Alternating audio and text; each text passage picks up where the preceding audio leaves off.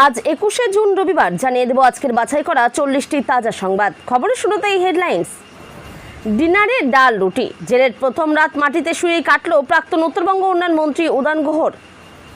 রীতিমতো মেগা চাল নতুন বিজেপি সরকারের, তোলাবাজি থেকে জল যন্ত্রণা, এবার এক ফোনেই সোজা অ্যাকশন। 4 বছরে 150 কোটি, নির্বাচনী খরচের অর্ধেকই বিমান ভাড়া বাবদ। তৃণমূলের আকাশ বিলাস নিয়ে প্রকাশ্যে এলো চমকপ্রদ তথ্য। যুদ্ধবিরতি লঙ্ঘন করে ইসরায়েলের ভয়ঙ্কর ড্রোন হামলায় রক্তে লাল মাটি, মৃত বহু, বিপন্ন হাজার হাজার। বিশ্বাস করে ডেকেছিলাম, ওরাই জাল সই করেছে। সিআইডি জেরার পরই বিস্ফোরক শোভনদেব। 12% ডিএ ঘোষণা হতে পারে। প্রথম বাজেটে কর্মীদের জন্য কি চমক রাখছে শুভেন্দু সরকার। আয়ুষ্মান ভারত আর অন্নপূর্ণা যোজনা নিয়ে মোদির মুখে ডবল ইঞ্জিন ধামাকা। কি মিলবে এবার? তারকেশ্বর থেকে বাংলাকে বড় বার্তা। ওসির পরে এবার বিডিওর চেয়ারে গৌরীশঙ্কর। মুর্শিদাবাদে বিজেপির মন্ত্রীর কীর্তিতে তাজ্জব রাজ্যবাসী। কাটমানি শেষ, কাজ শুরু হয়েছে। তৃণমূলকে দুষে বাংলায় উন্নয়নের বার্তা মোদির। ছাত্রকে শাসনের অভিযোগ, জামিন পেতে হাউ হাউ করে কান্না শিক্ষকের, কানে শুনতে পাচ্ছে না, বড় দাবি অভিযোগকারী বাবার। যোগ্যদের নথিতে অযোগ্যদের অ্যাকাউন্টে আবাসের টাকা, কীর্তি ফাঁস হতেই গ্রেপ্তার তৃণমূল নেতা। ভারত বাংলাদেশ সীমান্তে ওরা কারা দেখে ছুটে এলো বিএসএফ। নিমেষে হুলস্থুল কাণ্ড গোটা গ্রামে, মোতায়েন বিশাল পুলিশ বাহিনী। মহিলাকে আগিয়ে দেয়, ওদের কাছে বন্দুক ছিল। টার্গেট অভিষেক। কলকাতা বিমানবন্দরে ভয়ঙ্কর কাণ্ড। হুড়মুড়িয়ে ভেঙে পড়ল মন্দির, ভেতরে আটকে পুণ্যার্থীরা, বাড়ছে হতাহত। প্রয়োজনে মমতা বন্দ্যোপাধ্যায়ের পাশে দাঁড়াবেন বামপন্থীরাই, বিকাশ রঞ্জন ভট্টাচার্যের বিস্ফোরক মন্তব্যে তোলপাড়। স্কুল চলাকালীন ক্লাসে ছাত্রের গায়ে ভেঙে পড়ল সিলিং ফ্যান, রক্তারক্তি কাণ্ড। দল বিপদের দিনে দেখে না, কাজ ফুরলেই ছুঁড়ে ফেলে দেওয়া প্র্যাকটিস কার বিরুদ্ধে বোমা পার্থর। মেন রোডে টোটো চালানো নিয়ে কড়া বার্তা পরিবহন মন্ত্রী অর্জুন সিংয়ের। ফলতায় পুলিশের ওপর হামলা চালিয়ে স্বামী জাহাঙ্গীরকে ছিনতাইয়ের ছক, অবশেষে জালে স্ত্রী সারিকা বিবি। লক্ষ লক্ষ মহিলার অ্যাকাউন্টে ঢুকবে টাকা, অন্নপূর্ণা যোজনার ভেরিফিকেশন ও ট্রান্সফারের দিনক্ষণ জানালেন মুখ্যমন্ত্রী। মেগা সিরিয়ালকেও হার মানাবে বিধানসভা, এবার ঋতব্রত শিবিরেও বিদ্রোহ। বিমানবন্দর চত্বরে তৃণমূল বিজেপি রণক্ষেত্রের ঘটনায় গ্রেপ্তার প্রাক্তন কাউন্সিলর দেবাশিস বন্দ্যোপাধ্যায়। অবশেষে ঢুকলো 2000 টাকা, আপনার অ্যাকাউন্টে এসেছে কিনা এভাবে চেক করে নিন। টোল দেওয়াকে কেন্দ্র করে বচসা, ঝুলন্ত অবস্থাতেই টোল কর্মীকে নিয়ে 12 কিলোমিটার ছুটল গাড়ি। অবশেষে যুদ্ধবিরতি ইসরায়েল হিজবুল্লার, এবার সহজ হবে আমেরিকা ইরান শান্তি চুক্তি। তৃণমূলের 676 কোটির ভবিষ্যৎ কি? সংখ্যা যার তহবিল কি তার? মহুয়াকে জবাব দিতে আবার সমাজ মাধ্যমে কেয়া কাকলি, বিজেপি নেত্রীর কটাক্ষ, পোস্ট শেয়ার এনসিপিআই সাংসদের। মালদহ সীমান্তে অস্ত্র হাতে হাজির কয়েকশো বাংলাদেশি, অনুপ্রবেশের চেষ্টা রুখল বিএসএফ। কামদুনি কাণ্ডে প্রধান দোষীকে আড়াল করার অভিযোগ, ইস্তফার পরেই জোর চর্চার জ্যোতিপ্রিয়র অতীতনামা। মমতাকে সান্ত্বনা দিতে এসেছিলেন অখিলেশ, ভোটের আগে এবার তার ঘরেও ভাঙন। বাড়ি বসে বেতন নেওয়া অতীত, ফাঁকিবাজ শিক্ষকদের নিয়ে কড়া পদক্ষেপ সরকারের। পথচারীদের অধিকার রক্ষায় ফুটপাত দখলমুক্ত রাখার যুগান্তকারী রায় সুপ্রিম কোর্টের। উদয়ন গুহের স্ত্রীকে খাবার পৌঁছানোর অপরাধ, এবার ডিম খেলেন প্রাক্তন বিজেপি নেতা। তৃণমূলের তহবিলের কত টাকা নিয়ে ভোটে জিতলেন, ব্যাংক অ্যাকাউন্ট নিয়ে ঋতব্রতকে ধুয়ে দিলেন কুণাল। এলপিজি নিয়ে বড় আপডেট, রান্নার গ্যাস নিয়ে আর চিন্তা নয়, দাম কমার দিকে এগোচ্ছে দেশ।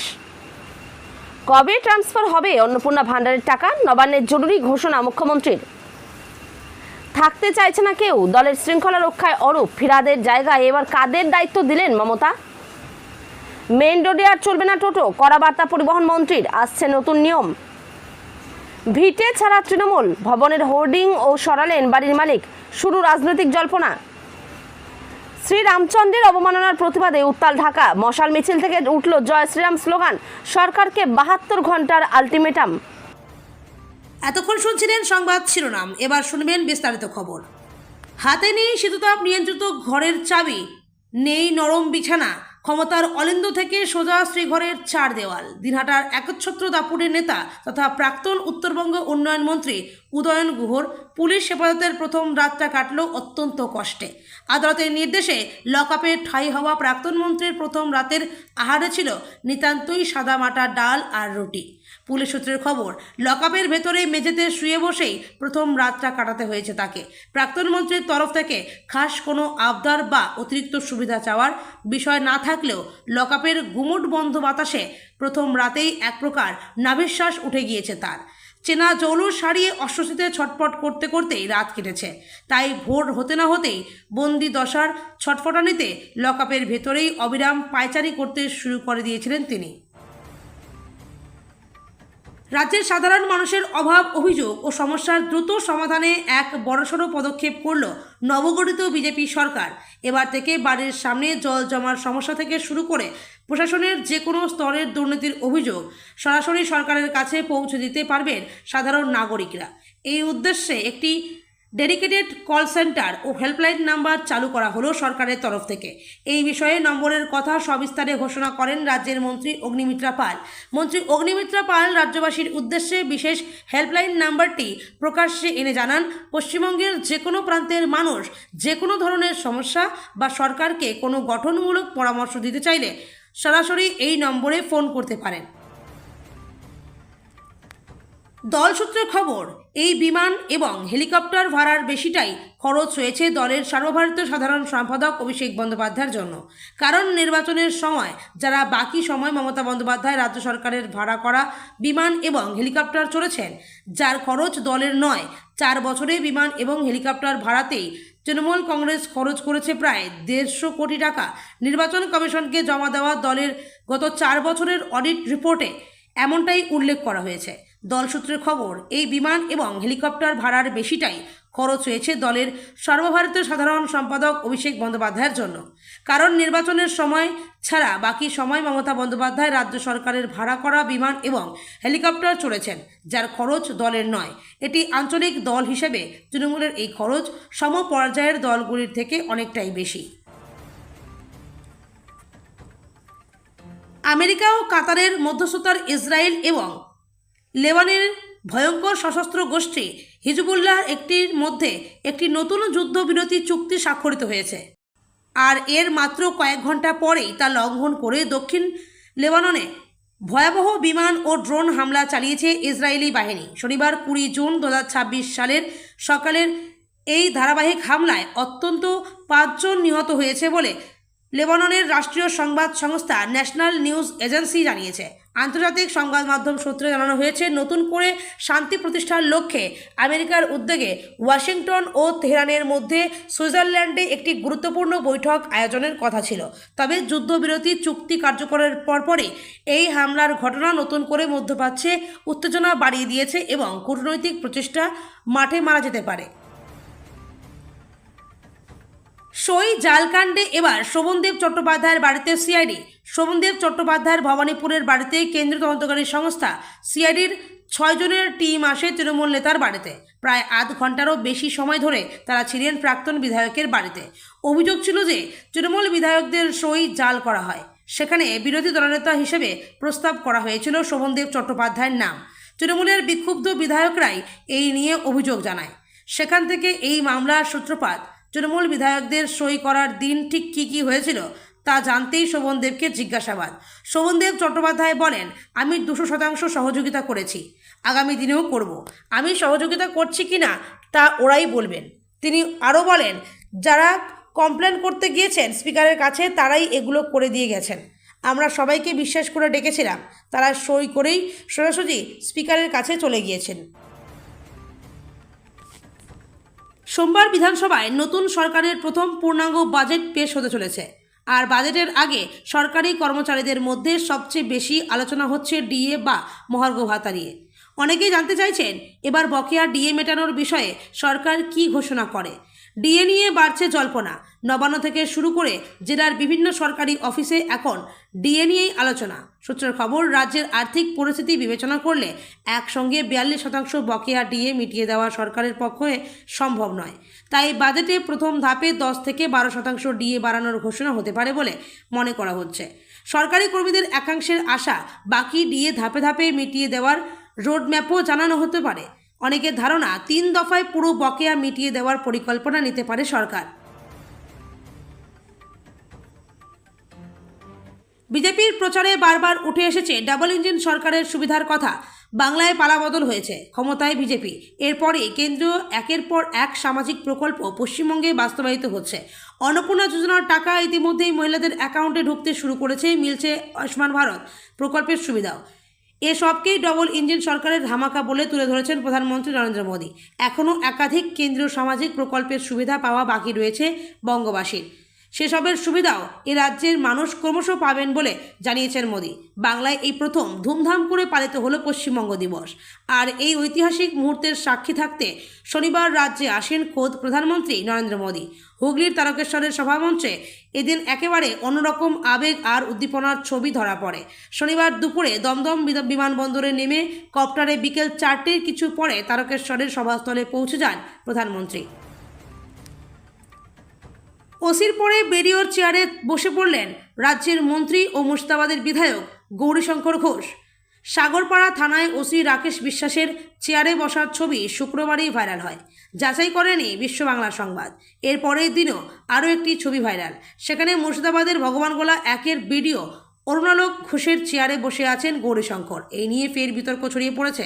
রাজ্যে বিজেপি নয়া মুখ্যমন্ত্রী শুভেন্দু অধিকারী বলছেন, এখনও বাংলায় আইনের শাসন চলবে, পুলিশ চলবে আইন মেনে, শাসক হস্তক্ষেপ করবে না। কিন্তু 1.5 মাসেই বাস্তব চিত্র উল্টো। রাজ্যের মন্ত্রী ও মুর্শিদাবাদের বিধায়ক গৌরীশঙ্কর ঘোষ গিয়েছিলেন সাগরপাড়া থানায়। সৌজন্য দেখিয়ে নিজের চেয়ারে মন্ত্রীকে ছেড়ে দেন ওসি রাকেশ বিশ্বাস। আর বিন্দুমাত্র না ভাবে এই চেয়ারে বেমালুম বসে পড়েন মন্ত্রীমশাই।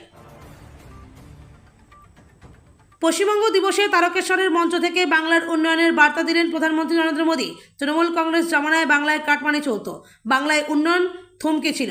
রাজ্যে বিজেপি সরকার ক্ষমতায় এসেছে, এখন থেকে বাংলায় উন্নয়ন হবে, সেই বার্তা দিলেন প্রধানমন্ত্রী। এদিন মোদী বলেন, এবার বাংলা থামবে না, ইতিহাস গড়বে। তিনি আরও বলেন, বাংলা শৃঙ্খল থেকে মুক্ত হয়েছে, বাংলার গৌরব ফেরত আসার কাজ শুরু হয়ে গিয়েছে। নিজের ভবিষ্যৎ তৈরি করার পথে রয়েছে বাংলা। অতীতের বামফ্রন্ট ও সদ্য পরাজিত তৃণমূল কংগ্রেসকে কটাক্ষ করেন প্রধানমন্ত্রী। তিনি বলেন, বাংলায় দশকের পর দশক ধরে বামপন্থী ও তৃণমূল যে গর্ত খুঁড়েছিল, সেটা ঠিক করার জন্য ডাবল ইঞ্জিন সরকার সুপারফাস্ট স্পিডে কাজ করা শুরু করে দিয়েছে। তৃণমূল সরকারের সময়ে কাটমানি চলত বিভিন্ন ক্ষেত্রে। ছাত্রকে শাসনের অভিযোগে মামলা। আদালত থেকে জামিন পাওয়ার পর কান্নায় ভেঙে পড়লেন মাথাভাঙা হাইস্কুলের শিক্ষক তন্ময় চক্রবর্তী। ঘটনাকে ঘিরে শিক্ষক, অভিভাবক ও শিক্ষা মহলে শুরু হয়েছে নানা আলোচনা। শুক্রবার মাথাভাঙা আদালত চত্বরে দেখা গেল আবেগঘন মুহূর্ত। জামিনে মুক্ত হওয়ার পর কান্নায় ভেঙে পড়েন শিক্ষক তন্ময় চক্রবর্তী। সেখানে উপস্থিত সহকর্মী ও ছাত্রছাত্রীরা তাকে ঘিরে ধরেন।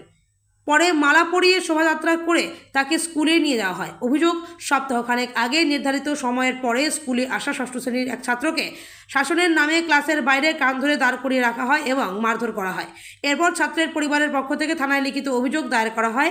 জামিনের পর শিক্ষক জানান, দীর্ঘ শিক্ষকতা জীবনে এমন পরিস্থিতির মুখোমুখি হতে হবে তিনি ভাবেননি। অন্যদিকে তার সমর্থনে আদালত চত্বরে উপস্থিত হয় একাধিক পড়ুয়া ও সহকর্মী।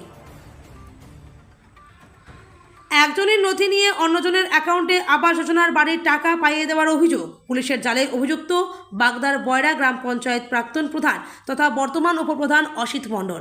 একের পর এক অভিযোগের ভিত্তিতে তাকে গ্রেপ্তার করে পুলিশ। অসিত মণ্ডলের বিরুদ্ধে কোটি কোটি টাকা আত্মসাৎ করার অভিযোগ। ইতিমধ্যে ঘটনার তদন্ত শুরু করেছে পুলিশ। খতিয়ে দেখা হচ্ছে অভিযোগকারীদের অভিযোগ। অমিত কুমার বিশ্বাস বলেন, আমার বাড়ি নেই, ভোটার, আধার এবং প্যান কার্ড সমস্ত নথিপত্র নিয়ে বয়রা গ্রামে রবীন্দ্রনাথ দাসের অ্যাকাউন্টে টাকা ঢুকিয়ে আমার ঘরটি বিক্রি করেছিল অসিত মণ্ডল। ভারত বাংলাদেশ সীমান্তে উত্তেজনা। ঘটনাটি ঘটেছে মালদহের বৈষ্ণবনগর থানার সুখদেবপুর গ্রামে। ভারত বাংলাদেশ সীমান্তে অবৈধভাবে অনুপ্রবেশের চেষ্টা, আর এই সময় ছুটে যায় বিএসএফ ও ভারতীয় বাসিন্দারা। এরপর সীমান্ত থেকে বাংলাদেশের দিকে পালিয়ে যায় অনুপ্রবেশকারীরা। জানা গিয়েছে, মালদহের ভারত বাংলাদেশ সীমান্ত সুখদেবপুর গ্রামের এই এলাকায় 1200 মিটার কাঁটাতার নেই। কাঁটাতারহীন এলাকার সুযোগ নিয়ে এর আগে অনুপ্রবেশের চেষ্টা করা হয়েছে বহুবার।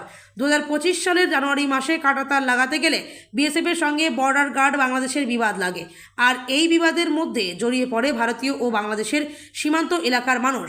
শনিবার সকাল থেকেও টানটান উত্তেজনা। সীমান্ত টহল দিচ্ছে বিএসএফ, গ্রামে মোতায়েন আছে পুলিশ। অভিষেক বন্দ্যোপাধ্যায় দিল্লি থেকে কলকাতায় ফিরছেন। বিমান ল্যান্ডিংয়ের সময় হয়ে গিয়েছে। বিমানবন্দরের বাইরে ভিড় করেছিলেন তৃণমূলের কর্মী সমর্থকরা, কিন্তু হঠাৎ করেই ধুন্ধুমার পরিস্থিতি, ধাক্কাধাক্কি, মারপিট। ভিড়ের মধ্যে থেকেই দুজন মহিলা এবং একজন পুরুষকে মারতে শুরু করে তৃণমূল কর্মীরা। তৃণমূলের অভিযোগ, অভিষেক বন্দ্যোপাধ্যায়ের ওপর হামলা করার জন্য এসেছেন তারা। লোকটির কাছে একটি বন্দুক ছিল বলে অভিযোগ তৃণমূল কর্মীদের। যে গাড়িতে তারা এসেছিলেন সেই গাড়িটিতেও ডিম ভর্তি ট্রে ছিল। সিআরপিএফ জওয়ান এবং পুলিশ এসে সবাইকে সরিয়ে দিয়ে পরিস্থিতি নিয়ন্ত্রণে আনে। এক বিক্ষোভকারী বলেন, আমাদের দাদা অভিষেক বন্দ্যোপাধ্যায়কে আক্রমণ করবে বলে টিম নিয়ে এসেছিল। আমরা সৌজন্যের খাতিরে হাত জোর করে বলেছি, এটা আমাদের বাংলার কালচার নয়। ওদের কাছে বন্দুক ছিল, মহিলাকে আগিয়ে দিয়েছিল। গর্ভগৃহে ঢোকার মুখে ভেঙে পড়ল মন্দিরের ছাদ। ভয়ঙ্কর ঘটনা মহারাষ্ট্রে। মন্দিরের ভেতর পুণ্যার্থীরা আটকে রয়েছেন বলে খবর। তাদের বের করে আনার চেষ্টা চলছে। প্রাথমিকভাবে জানা যাচ্ছে 7 জনের দেহ বের করে আনা হয়ে গিয়েছে ধ্বংসস্তূপের ভেতর থেকে। আহতদের সংখ্যা প্রায় 30। হতাহতের সংখ্যা বাড়তে পারে বলে আশঙ্কা করা হচ্ছে। মহারাষ্ট্রের পরভনি জেলায় স্থিত হনুমান মন্দিরে এই ঘটনা ঘটেছে। শনিবার দুপুরে সেখানে বিশেষ ধর্মীয় অনুষ্ঠান চলছিল। সেই উপলক্ষে ভিড় করেছিলেন বহু পুণ্যার্থী। সেই সময়ে নির্মীয়মান ছাদের অংশ হুড়মুড়িয়ে ভেঙে পড়ে। আহত অবস্থায় কয়েকজনকে উদ্ধার করা গিয়েছে। স্থানীয় স্বাস্থ্যকেন্দ্র এবং হাসপাতালে ভর্তি করা হয়েছে তাদের। আহতদের মধ্যে বেশ কয়েকজনের অবস্থা আশঙ্কাজনক বলে জানা যাচ্ছে। রাজ্য রাজনীতিতে এক নজিরবিহীন ও অত্যন্ত তাৎপর্যপূর্ণ মন্তব্য করলেন বর্ষিয়ান বামপন্থী নেতা তথা বিশিষ্ট আইনজীবী বিকাশ রঞ্জন ভট্টাচার্য। তৃণমূল সুপ্রিমো তথা প্রাক্তন মুখ্যমন্ত্রী মমতা বন্দ্যোপাধ্যায়ের পাশে দাঁড়ানোর বার্তা দিলেন তার তীব্রতম রাজনৈতিক সমালোচক হিসেবে পরিচিত এই সিপিআইএম নেতা। বিকাশ রঞ্জন ভট্টাচার্যের এই বিস্ফোরক মন্তব্য সামনে আসতেই তীব্র আলোড়ন তৈরি হয়েছে বাংলার রাজনৈতিক মহলে। সংবাদ মাধ্যমের মুখোমুখি হয়ে আইনজীবী বিকাশ রঞ্জন ভট্টাচার্য স্পষ্ট ভাষায় জানান, রাজনৈতিক ও আদর্শগত লড়াই কোনো ব্যক্তিগত শত্রুতা নয়। প্রয়োজনে মমতা বন্দ্যোপাধ্যায়ের ব্যক্তিগত অধিকার রক্ষায় বামপন্থীরাই তার পাশে গিয়ে দাঁড়াবে। স্কুলে ক্লাস চলাকালীন আচমকাই ছাদ থেকে খুলে পড়ল সিলিং ফ্যান, আর তাতেই গুরুতর জখম হলো স্কুলের 8ম শ্রেণীর এক ছাত্র। ঘটনাকে কেন্দ্র করে চাঞ্চল্য ছড়িয়েছে উড়িষ্যার ভদ্রক জেলায়। উড়িষ্যার স্থানীয় সংবাদ মাধ্যমে প্রকাশ, শনিবার ভদ্রক জেলার পিরিপুর এলাকার প্রভাকর মহান্তি হাই স্কুলে নিয়মমাফিক ক্লাস চলছিল। সেই সময় আচমকাই একটি সিলিং ফ্যান ছাদ থেকে খুলে শ্রেণীকক্ষের মধ্যে পড়ে যায়। ফ্যানটি সরাসরি আঘাত করে 8ম শ্রেণীর এক ছাত্র ওম প্রকাশ ভেরা